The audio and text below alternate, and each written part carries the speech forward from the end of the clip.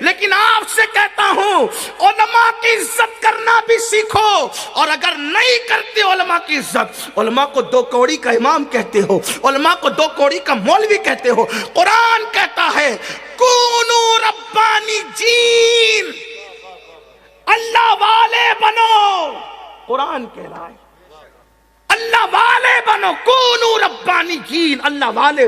کون اللہ والے؟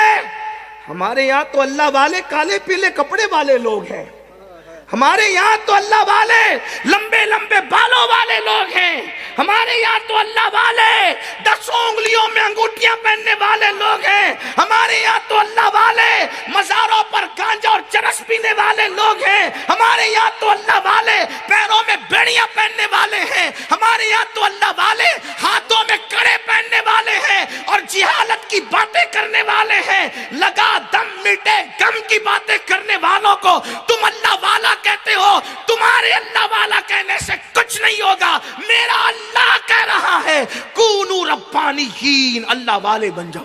اللہ کیسے بنو اللہ والا؟ تو قرآن کہتا ہے بما کنتم تعلمون الکتاب وبما کنتم تدرسون۔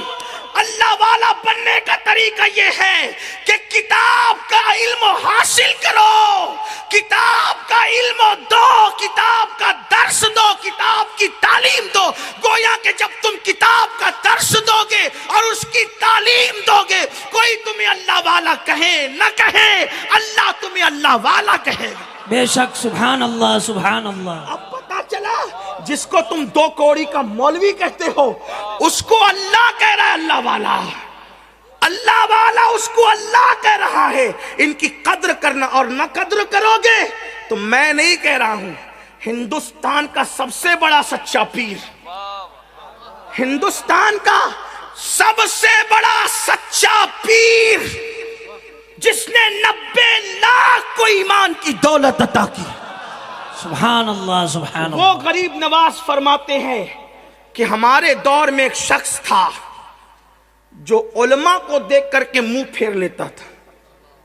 کچھ ایسے گھمنڈی ہیں جو ڈاکٹروں کے لیے تو اٹھ کر کھڑے ہوتے ہیں، عالم کے لیے نہیں، انجینئر کے لیے تو اٹھ کے کھڑے ہوتے ہیں، عالم کے لیے نہیں، جج کے لیے تو اٹھ کے کھڑے ہوتے ہیں، عالم کے لیے نہیں، سب کی عزت کرتے ہیں۔ ہاں تمہارے گھر کے ولیموں میں اگر کوئی انجینئر اور ڈاکٹر آئے اس سے اٹھ کے مصافحہ ہوگا، امام صاحب اور عالم آئے تو کسی کو کہے گا بٹھا دو یار، چلو ابھی بڑے مہمان آئے ہوئے ہیں۔ عالم سے بڑا جو نائب رسول ہے، اس سے بڑا بھی تیرے گھر کوئی مہمان ہوگا، وہ عالم جو قبرستان جائے تو 40 دن کے لیے قبروں کا عذاب اٹھا لیا جائے، وہ عالم اللہ اکبر جس کے قدم پڑے تو خدا کی رحمتوں کا نزول ہو۔ اللہ اللہ، ابھی میں عالم کی تعریف بھی کر دوں گا، آپ ٹینشن میں نہ جائیں، اس لیے کہ آپ مجھ سے یہی کہیں گے کہ جو مسجد میں بیٹھ کر موبائل پہ گیم کھیل رہا ہو، مولانا مجھ کو بھی عالم مان لیں۔ ہاں ہاں، لڑکیوں کے ساتھ جس کی افیئر ہم اپنی آنکھوں سے دیکھیں، کیا مجھ کو بھی عالم مان لیں؟ میں آگے بات کروں گا، میری بات پوری ہونے دے، اس کے بعد کوئی فیصلہ کریں۔ لیکن میرے مرشد سرکار غریب نواز فرماتے ہیں ایک مغرور تھا دولت کے نشے میں، اللہ اکبر، علماء کو دیکھ کر اپنا منہ پھیر لیا کرتا تھا، اپنا منہ پھیر لیا کرتا تھا۔ جب وہ مرا، اس کی قبر کے اندر اس کو رکھا گیا تو مسلمانوں کے دستور کے مطابق جب اس کا منہ کعبے کی طرف کیا جاتا تھا تو اس کا منہ خود بخود کعبے سے پھر جاتا تھا، اس کا منہ کعبے کی طرف کیا جاتا تھا تو خود بخود کعبے سے پھر جاتا تھا۔ ایک بزرگ تشریف لائے، فرمایا اس کا منہ قبر میں قبلے کی طرف نہیں رہ سکتا، کتنی بھی محنت کر لو۔ کہا کیوں؟ کہا یہ دنیا میں علماء سے اپنا منہ پھیر لیتا تھا،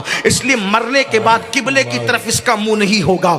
یہ ہے عالموں کی بے عزتی کا نتیجہ۔ میرے امام اہل سنت سیدی اعلیٰ حضرت فتاوی رضویہ شریف میں لکھتے ہیں کہ عالم ربانی کی توہین کرنے والے کے لیے ڈر ہے، جب وہ مرے گا تو کافر ہو کر کے مرے گا۔ اس لیے میرے بھائیوں، علماء کی عزت کرنا سیکھو۔ جب تک تم علماء کی عزت کرتے تھے، آپ کے درمیان فضل خیر آبادی جیسا عالم تھا، آپ کے پاس کافی مراد آبادی جیسا عالم تھا، آپ کے پاس اللہ اکبر علامہ عبدالحق جیسا عالم تھا، آپ کے پاس مولانا خیر الدین جیسا عالم تھا، آپ کے پاس تاج الفول مولانا عبد القادر بدایونی جیسا عالم تھا، آپ کے پاس فضل رسول جیسا عالم تھا، آپ کے پاس شاہ عبدالعزیز جیسا عالم، آپ کے پاس شاہ ولی اللہ جیسا عالم، آپ کے پاس قاضی ثناء اللہ پانی پتی جیسا عالم، آپ کے پاس حضرت مرزا مظہر جانا جیسا عالم، آپ کے پاس مجدد میت ماضیہ امام اہل سنت جیسا عالم، آپ کے پاس مفتی اعظم اور محدث اعظم جیسے عالم ہوا کرتے تھے۔ کب تک؟ جب تک تم اپنے علماء کی قدر کرتے